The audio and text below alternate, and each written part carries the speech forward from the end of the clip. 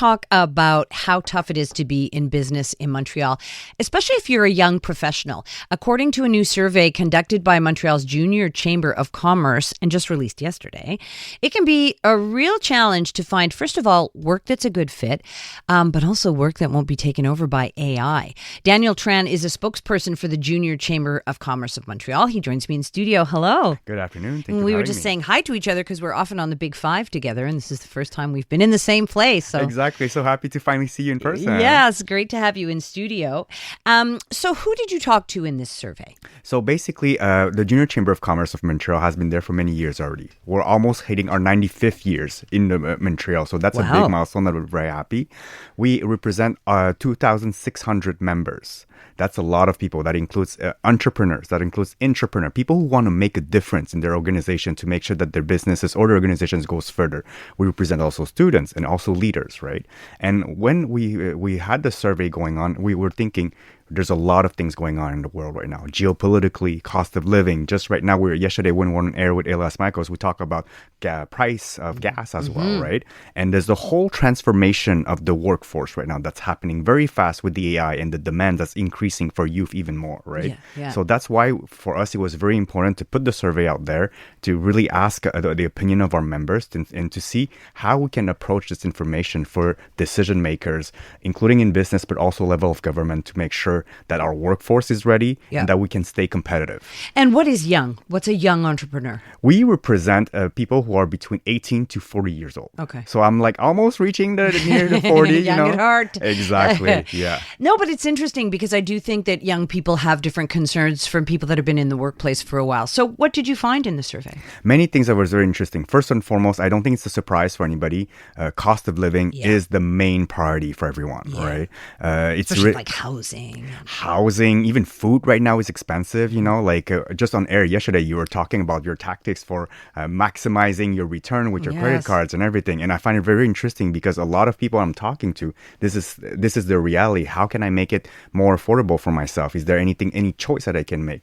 What we're seeing very interesting as well is that number one thing that was a priority for them was their working conditions. Yeah. And what we found out was that 50% of people that we surveyed wanted to change jobs within the next 2 years. That's huge because, you know, like right now, the climate, people are thinking there's jobs cutting. Yeah. It's an insecure time to be changing jobs. And yet people want to change jobs within the next 2 years. And why? Why do they want? What are some of the reasons that they're giving? Some of the reasons was first and foremost for working conditions, because since the cost of living is getting higher, as much as your values are in line with your business, ultimately, if you can't afford groceries, if you can't afford to pay rent, you have to think about the next steps, right? Yeah. What's really interesting is that we found that almost 2/3 of our members that were in the survey, despite the fact that it was very hard, bad news in the world, cost of living increasing, what we found is that they have confidence in themselves. And almost 2/3 of them think that despite of all the news that's going on right now, they believe in themselves so much that they can be optimistic for the next step professionally. So that's very encouraging for the youth. What that tells us is that despite the fact there's a lot of bad news, Yeah. and, you know, like even for people who are starting at entry-level jobs, because back in the days, you know, you sent your CV, you know a bit how to use the internet, it's fine. But today you have to be good on social media. You got to be present. Yeah. You have to understand how AI works. And yet, despite this whole transformation of the workforce, they are still optimistic. So that's a good thing. So tell me about AI. Is that a factor with young people right now?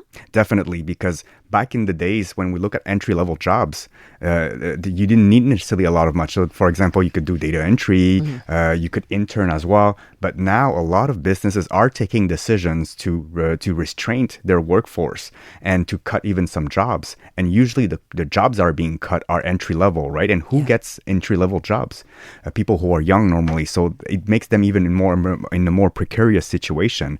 And that's why us as the Junior Chamber of Commerce of Montreal, we thought it was very important to make sure to have a greater grasp on what's going on. It's interesting because a lot of the things that you're saying would, to me, describe like employees. But what about young people who have their own businesses? Do they have some of these same concerns? They have That's very interesting, actually, because they have concerns are on both paths.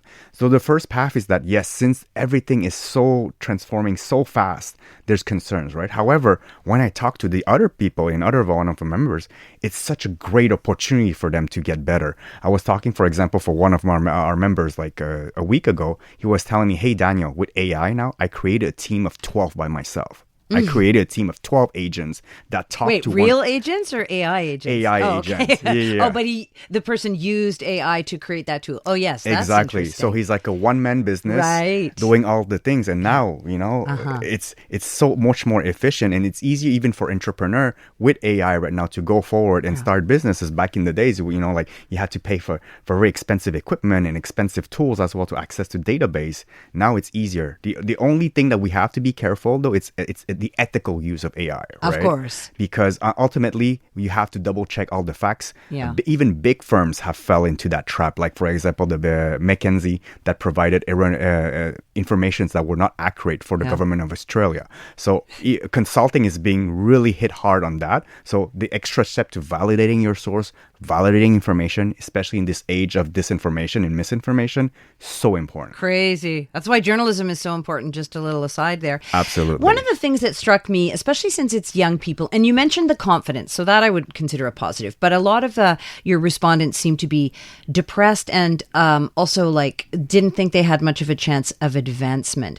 What do you make of that? What we're seeing right now is that since there's many businesses and organizations are deciding to cut jobs, so it's harder to advance when you have a lot of competitions beside you, right? And at the same time, it's very hard to get motivated too, because if we circle back 10 years ago, you acquire a little bit of skills here and there, then they see you, then they promote you eventually, and there's a path toward advancement, right? Nowadays, just entry level, the bar is high. Yeah. You gotta, yes, university degree today, not good enough anymore. Yeah. So is this a big change, do you think, from even 10 years ago or 5 years ago? Absolutely. And I think that the youth right now has gone through a lot of changes. There was the change with the internet era, the social media era, and now with AI, everything within the last 20 years, that's a lot. Everything's up for grabs. So what would you say are there messages for employers, people who want to hire young people? That's a great question. First and foremost, and whether it's on air with Elias or with you, my advice is the same. You got to be able to listen and have the true dialogue and conversation with your employees, right? Because it's not a cookie cutter. Somebody who's working hard, has been loyal for 20 years will not have the same reality as somebody who just started. Yeah. And make sure that you're aligned with your values, because it's easy because there's a shift right now to think about different things and we don't want to talk about environment right now. But even in our survey, environment is top 3 as a priority, right? People will remember decisions that are being taken by business and organizations. So make sure you stay connected with your values. But I'm thinking too that, it's tough for employers right now too, because of the bottom line, because of the cost of living, trying to cut costs, trying to keep employees happy. That's challenging too. Absolutely. And that's why this dialogue is important. Yeah. So if we don't have dialogue, then you have two sides that are unhappy. Listen, Daniel, I'm so happy that we've had this dialogue. Thank you for coming in. My pleasure. Thank you for having us.